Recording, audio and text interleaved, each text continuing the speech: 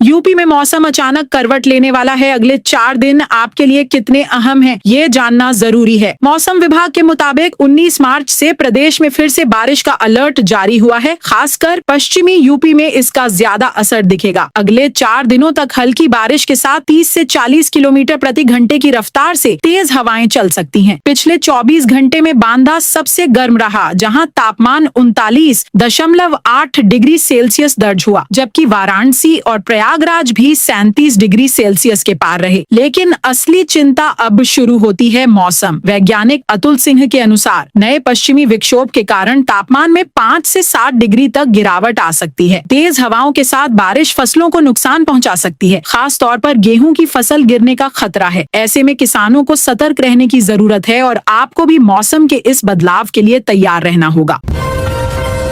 लखनऊ में सपा प्रमुख अखिलेश यादव ने इफ्तार पार्टी में शामिल होकर योगी और केंद्र सरकार पर तीखा हमला बोला। बनारस क्रूज इफ्तार एफआईआर को लेकर प्रशासन पर सवाल उठाए और इसे लोगों के बीच दूरी बढ़ाने की कोशिश बताया। टीम इंडिया के स्टार स्पिनर कुलदीप यादव ने लखनऊ में शादी के बाद ग्रैंड रिसेप्शन दिया, जहां सीएम योगी आदित्यनाथ, अखिलेश यादव और कोच गौतम गंभीर समेत कई बड़ी हस्तियां शामिल हुईं। दुल्हन वंशिका के साथ कुलदीप का शाही अंदाज चर्चा में रहा। यूपी पंचायत चुनाव में देरी क्यों? अब इस पर इलाहाबाद हाई कोर्ट ने सीधे सवाल उठाए हैं। मंगलवार को कोर्ट ने Uttar Pradesh state election commission से पूछा कि क्या चुनाव संवैधानिक समय सीमा के भीतर कराए जाएंगे या नहीं। याचिकाकर्ता इम्तियाज हुसैन की याचिका पर सुनवाई करते हुए कोर्ट ने चुनाव की तैयारियों की पूरी स्थिति साफ करने को कहा। साथ ही स्पष्ट किया कि पंचायत का कार्यकाल 5 साल से ज्यादा नहीं बढ़ सकता, लेकिन क्या तय समय से पहले चुनाव हो पाएंगे। कोर्ट ने आयोग से पूछा कि 19 फरवरी 2026 की अधिसूचना के अनुसार वह चुनाव कराने की स्थिति में है या नहीं। साथ ही संकेत दिया कि चुनाव 26 मई 2026 तक पूरे हो जाने चाहिए। अब सभी की नजर अगली सुनवाई पर है 25 मार्च दोपहर 2 बजे, जहां इस मामले में बड़ा फैसला आ सकता है। गाजियाबाद में 4 साल की बच्ची से रेप कर उसका मर्डर करने वाले आरोपी गौरव को मुठभेड़ के दौरान एनकाउंटर कर गिरफ्तार किया। घटना से इलाके में हड़कंप। यह मामला नंदग्राम थाना क्षेत्र का है। बच्ची का पिता रंगाई पुताई का काम करता है। काशी में गंगा नदी के बीच नाव पर हुई इफ्तार पार्टी का वीडियो वायरल होते ही विवाद बढ़ा। शिकायत के बाद पुलिस ने 8 घंटे के भीतर 14 लोगों को गिरफ्तार किया। सोमवार को हुई इस पार्टी में आयोजकों ने रोजेदारों को फल और मेवे के साथ चिकन बिरयानी भी परोसी। वीडियो में चिकन बिरयानी की बात सामने आते ही भाजपा और हिंदूवादी संगठन भड़क गए। भारतीय जनता युवा मोर्चा के महानगर अध्यक्ष रजत जायसवाल ने कोतवाली थाने में मुकदमा दर्ज कराया। इसके 8 घंटे के भीतर पुलिस ने 14 लोगों को गिरफ्तार कर लिया। कानपुर में बिल्हौर विधानसभा से भाजपा विधायक राहुल बच्चा सोनकर का एक बयान सामने आया है। एक वीडियो पोस्ट किया। इसमें कहा, हमारा दुश्मन अप्रकाश नहीं, दुश्मन वो हैं जो संविधान से ज्यादा सरिया कानून को तवज्जो देते हैं। उन्हें योजनाओं का लाभ तो योगी मोदी से चाहिए, लेकिन उनके रहनुमा खामे नहीं हैं। पीलीभीत के अमरिया तहसील क्षेत्र में बुधवार सुबह एक घर में गैस सिलेंडर फटने से आग लग गई। धनकुना अड्डे के पास स्थित इस रिहायशी मकान में लगी आग से हजारों रुपए का फर्नीचर, कपड़े और घरेलू सामान जलकर राख हो गया। यह घटना सुबह करीब 6 बजे अमरिया तहसील के ग्राम निवासी बाबूराम के घर में हुई।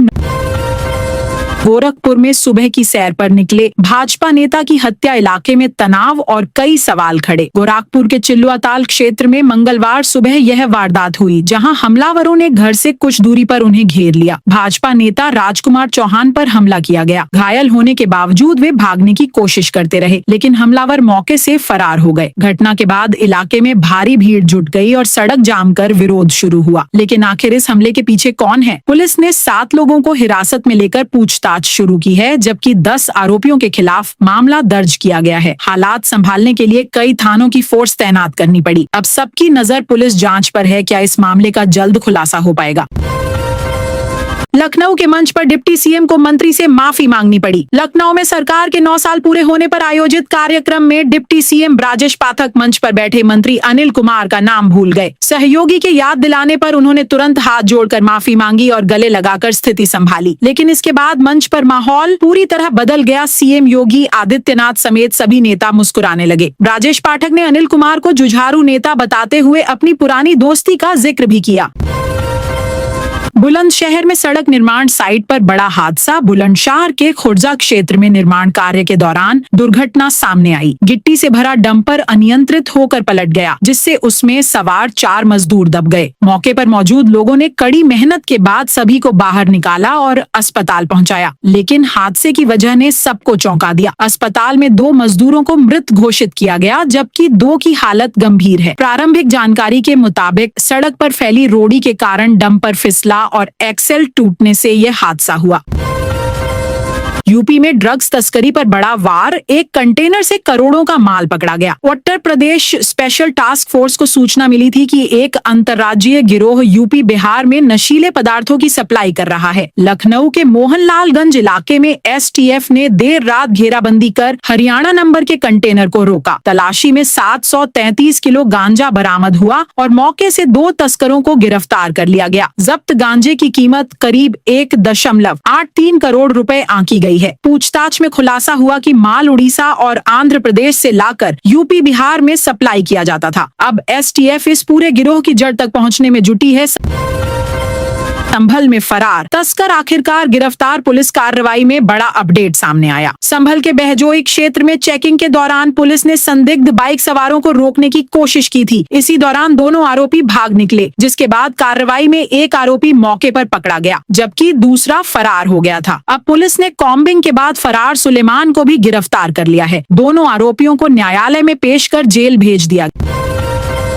भारत की ऊर्जा सप्लाई पर बड़ा अपडेट। तेल और गैस से भरे जहाज लगातार पहुंच रहे हैं। जगलड़की नाम का तेल टैंकर मुंद्रा पोर्ट पहुंचा है, जो यूएई से कच्चा तेल लेकर आया है। इस टैंकर में करीब 80,886 मीट्रिक टन कच्चा तेल लदा है। इससे पहले नंदा देवी और शिवालिक जैसे जहाज भी एलपीजी लेकर गुजरात के पोर्ट्स पर पहुंच चुके हैं। लेकिन क्या ये सप्लाई देश की बढ़ती जरूरतों को पूरा कर पाएगी? भारत में रोजाना करीब 5.5 से 5.6 मिलियन बैरल तेल की खपत होती है। एक जहाज में आई एलपीजी लगभग 32 लाख घरेलू गैस सिलेंडरों के बराबर है। अब नजर आगे की सप्लाई पर बनी हुई है।